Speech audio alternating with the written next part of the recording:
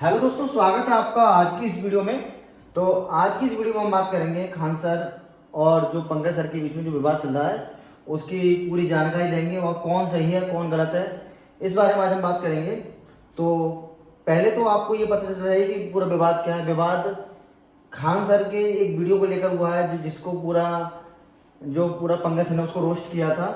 और मैं इस वीडियो के माध्यम से ये कहना चाहता हूँ कि ना तो पंकज सर गलत है और ना ही खान सर गलत हैं।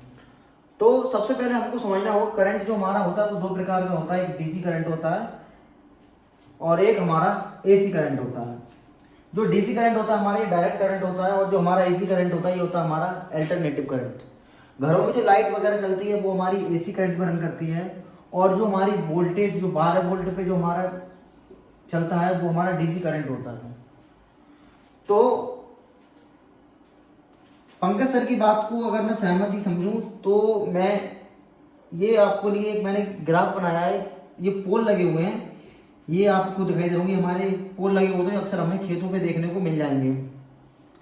अगर मैं खान सर के अकॉर्डिंग देखूं तो जो हमारी जितनी लंबी वायर होगी उतना हमारा पावर कंज्यूम होगा, ये खान सर का कहना है। लेकिन अगर हम देखें तो जो हमारे खेतों में जो पोल्स लगे होते हैं, जो हमारी 11,000 की वोल्टेज की लाइन होती है, तो जो तार होते हैं ये 2-2, 10-10, 20-20, 30-30 किलोमीटर तक लंबे होते हैं और तब जाके ये किसी ट्रांसफॉर्मर में जाके ऐड होते हैं। आपने देखा होगा जो हमारी 11,000 की लाइट जाती है वो कितनी लंबे तार होते हैं।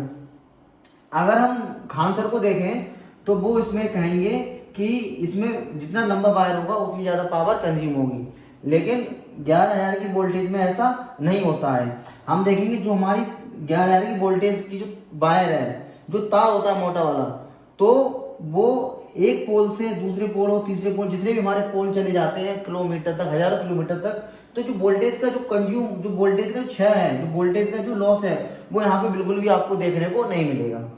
तो यहाँ से अगर हम पंकज सर को अगर हम केंद्र मानकर अगर हम ये बात करें तो पंकज सर की बात यहाँ पे बिल्कुल सही होती है कि वायर चाहे कितना भी बड़ा हो और अगर उसका सर्किट ऑफ है तो पावर कंज्यूम नहीं होगी।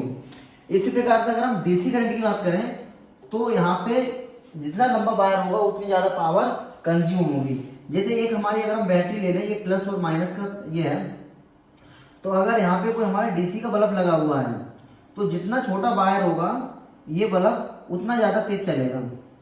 अगर इस वायर को हम 10 से 15 मीटर लंबा कर दें तो ये वाला एक्सपेरिमेंट आप घर पे भी कर सकते हैं। डीसी की बैटरी लेना 12 वोल्ट की और उसमें आप पहले आप 10 मीटर लंबा तार लगाना, फिर आप देखना आपका बल्ब जो है तेज जल रहा है या धीरे जल रहा है, और फिर आप उसको 20-25 मीटर लंबी आप उस वायर से उस बल्ब को जलाना, तो आप देखेंगे जितना बल्ब ये छोटी वायर में चल रहा था उतना लंबी वायर में इतना तेज ये बल्ब नहीं चल रहा है। तो इससे हम कह सकते हैं कि जो हमारा डीसी करंट होता है, जितनी लंबी वायर होती है, तो यहाँ पर जो पावर है वो पावर का हमारा लॉस होता है।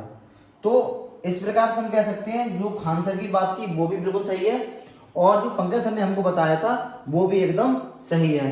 फिलहाल हमको ये समझना होगा जो डीसी करंट होता है और जो एसी करंट होता है, इनके हमको डिफरेंस को समझना होगा। एसी करंट में अगर कितनी भी लंबी वायर हो तो इसका आपको पावर का लॉस नहीं होता है।